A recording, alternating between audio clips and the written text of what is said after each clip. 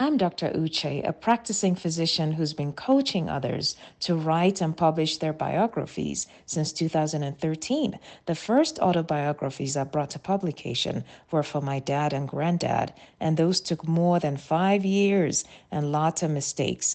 On this channel, I will show you the tools I use to perfect the process so that you can have your biography done in 6 months or less without the delays and mistakes. Remember to subscribe and share with your friends. Let's dig in.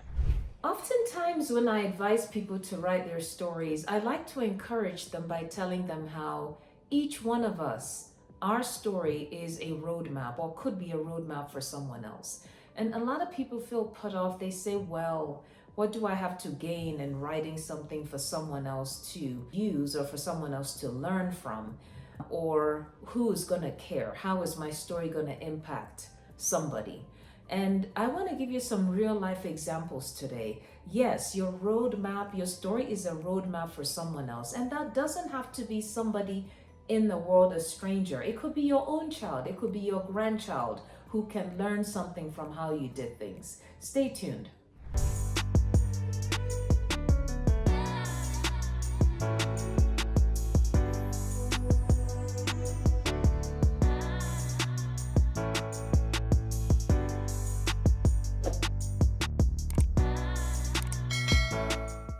So what am I talking about? Today I want to give a very practical example, and this is something to motivate you as you think about this enormous yet rewarding project and whether you actually want to bite the bullet and go for it, because you've been following me here and I know you've been contemplating, thinking about it, thinking how that's a great idea, but maybe you haven't quite made the decision to go for it. So here's an example. I was reading Michelle Obama's book, the second book, I believe, The Light We Carry, and just working through how she shares lessons she has learned in her life, a bit more of a practical, that was more of a practical manual. You may recall Becoming was more of a life story. The Light We Carry was more of a practical manual about lessons she implemented in her life that helped and uplifted her in many ways. And there was a little example that really touched me. She talked about raising kids and raising kids to become independent, teaching them to not need you, okay? I have a 9-year-old and he just turned 9. So when I read the book, he was still 8. For the longest time, I would wake him up in the morning. He's not much of a morning person.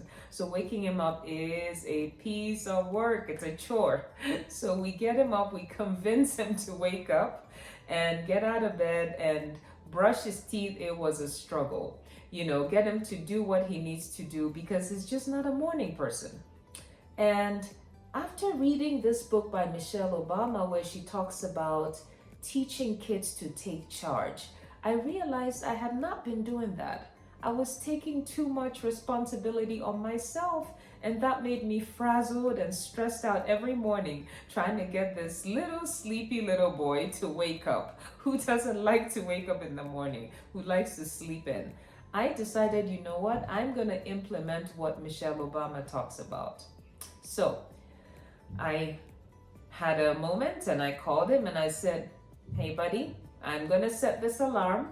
And if it wakes up, I want you to go get dressed and brush your teeth and come down for breakfast. And I will be so proud if you can do that all by yourself. Guess what happened? The alarm went off the next morning. This little man woke up. He woke up, he got dressed, he brushed his teeth, he came down for breakfast and he said, Mommy, look, I did it all by myself. And not just that day, he kept doing it day after day after day. And I said to myself, now why have I been stressing myself out all along? This boy is totally capable. I just had to teach him to take charge, to be independent, to do it by himself. And once I gave him that power, I empowered him to do it by himself. He went off with it.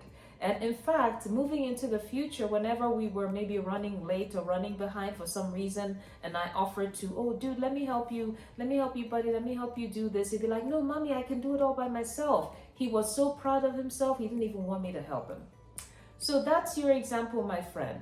Now, can you imagine having a simple, practical thing you did that helped you, right? Writing it in a book, and then some 30, 40 years later, your granddaughter, who is now maybe raising kids, gets to read about this. And they're like, wow, this is what my grandma did at such a time. Let me try it out and see. Obviously, this is a very small example, but for me, that was a life-changing example, okay? Because that meant I would wake up and get dressed and not be frazzled, not be stressed, have everybody do their thing, drop off at school, we're happy, we're joyful, no one is stressed out by the morning. That was a big deal for me, okay? And I needed that book to empower me to say, let him do it, he can do it by himself, okay? That's just a little example of how your story can be a roadmap.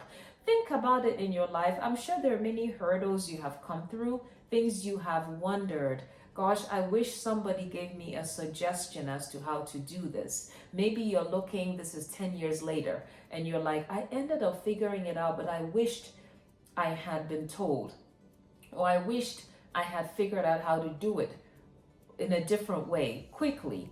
It might have saved me a lot of stress over weeks, months, years, right? So all of us have such examples as we are growing up and figuring out things and moving from one life season to another. And I just want to encourage you to write down those little things you dealt with, because that can be a roadmap, my friend. That can be a roadmap for someone.